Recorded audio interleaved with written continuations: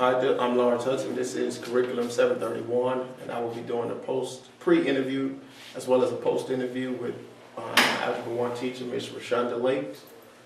And I will begin, Ms. Lakes, by first just asking me to tell me a little bit about the lesson that you'll be teaching today. Today I'll be teaching Objective 2G, which states, one part of it states that we're going to multiply binomials. And in multiplying binomials, do you want me to go more in detail about what we're going to do? Yes. Okay. When in multiplying binomials, since they're already very familiar with the distributive property, we're going to focus more on the algebraic approach, which is teaching them how to distribute appropriately, and then talk about the for method. Incorporate the for method in that. Okay. Now, how does this lesson, or how much of this lesson will be tied into state testing? All of this lesson is tied into state testing because it is one of our algebra strands, and it is the largest strand that the Algebra 1 state test is comprised of. So all of this lesson will deal with skills that are associated with the state test. What activities will you be using to conduct this lesson? I'm going to use something called diagrams. It's really just a puzzle.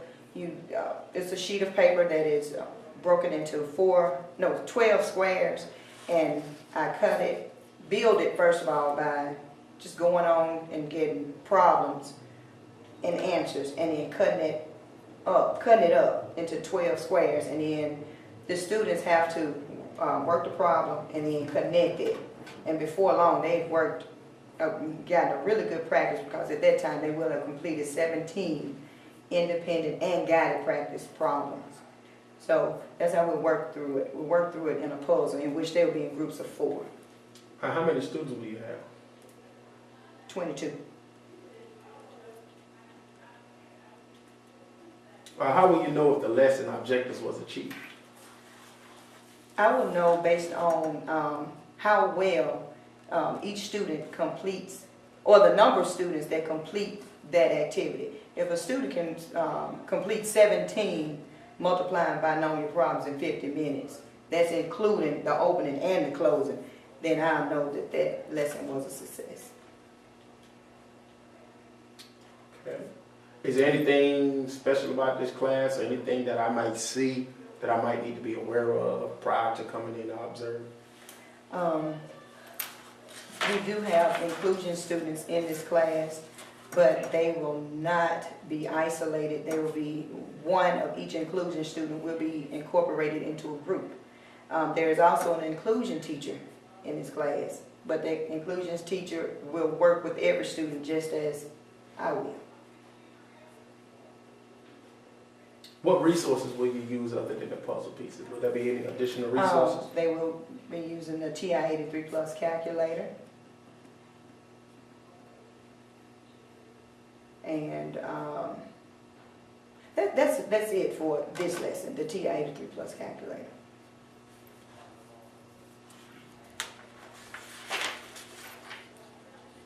All right, is there any other things that you would like to share before I come in to see this lesson? I've kind of captured, I got a good idea about the things that will be going on in this lesson. Okay. Is there anything else that you would like to share just about the students and their abilities or anything? In this class I have a wide range, so I have some students that are advanced students, and then I've already mentioned about the inclusion students, but aside from that we have mid-range students. So in the groups, they will be comprised of a high, 1 inclusion student, and 2 middle students. And there will be quite a bit of talking, because that's one of their responsibilities, to make sure that each student feels as if they're responsible for everybody. So there will be a lot of conversations going on about the math, and the math only. So we'll not be quiet. Okay, well, I'll be back in at it's 5th period now. I'll be back in at the 6th period, and then we'll do the post-conference during planning time at the 7th period. Okay. All right.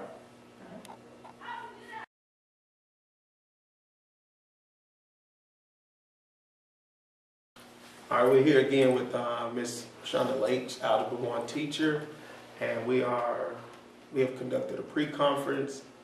I've observed Ms. Lakes teaching, and now we will go into our post-conference and we will talk about a few things that I saw during the class period. First, Ms. Lakes, I just would like for you to explain to me, how do you think the lesson went?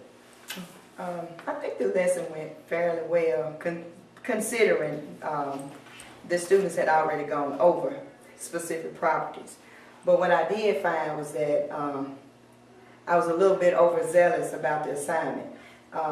With that, even though the students had already gone over the distributed property, there was still a disconnect between them understanding that the factors that were used in multiplying those binomials themselves were also associated with area, length, and width. So I had to pull out those algebra tiles and show them that this is your length and this is your width, and how they're used together. You can see a concrete version of using the distributed property to get there. So after I incorporated that into the lesson, some light bulbs started to go off and students were able to see the distributed property or that form method a little bit more clearer. Okay. All right, I did see differentiating instruction. I did see where you varied the content. I did see differentiation by materials, by questions, and also by learning style. So I thought that was really good that you kind of reached everybody in the classroom, and like always, it was not obvious of who the inclusive students were, and I do think that those were some good things that happened.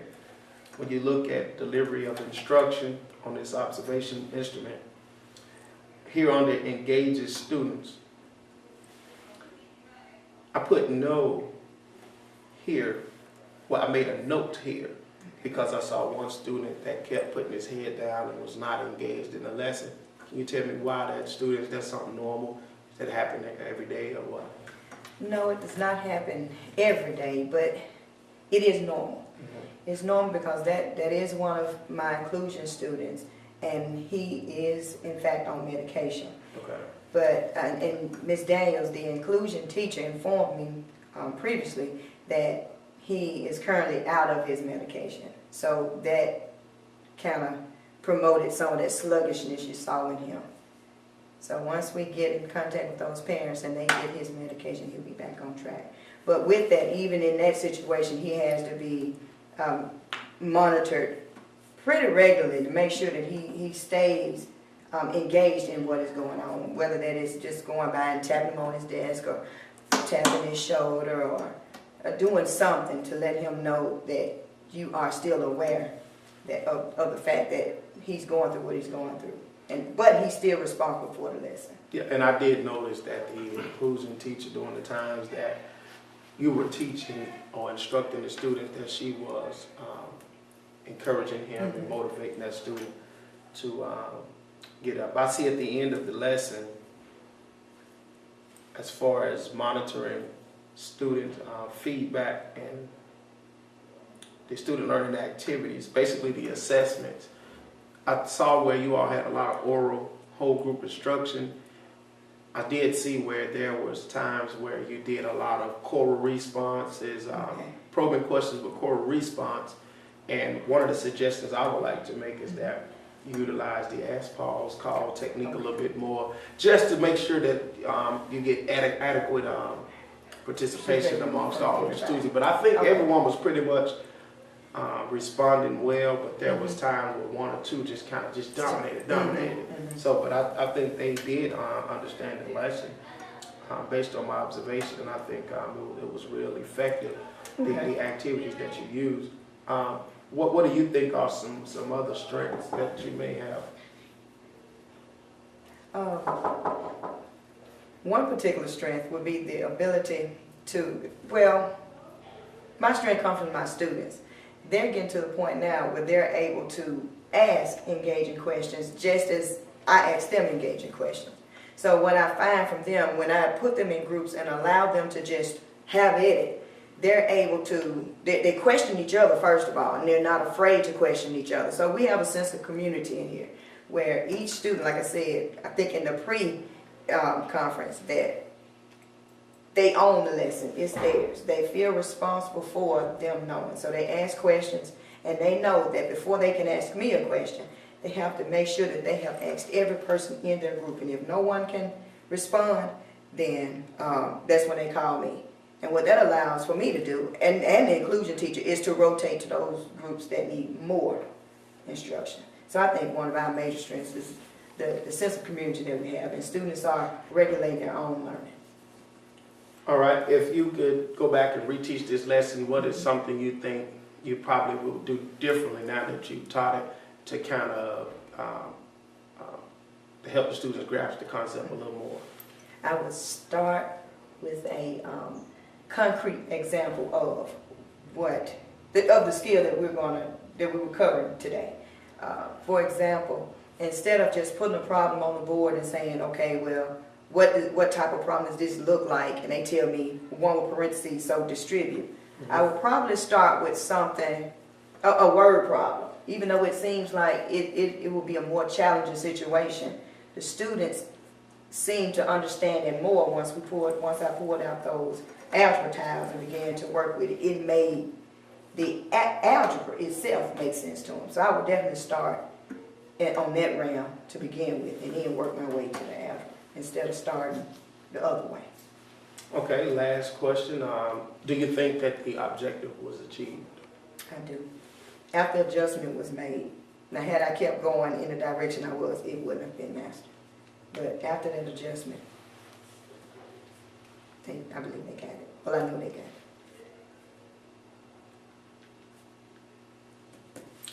All right, well, on the next lesson, we will do a follow-up lesson.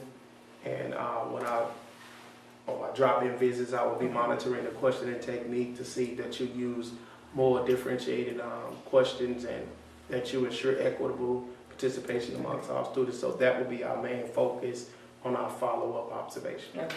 All right, thank you so much. All right. Welcome.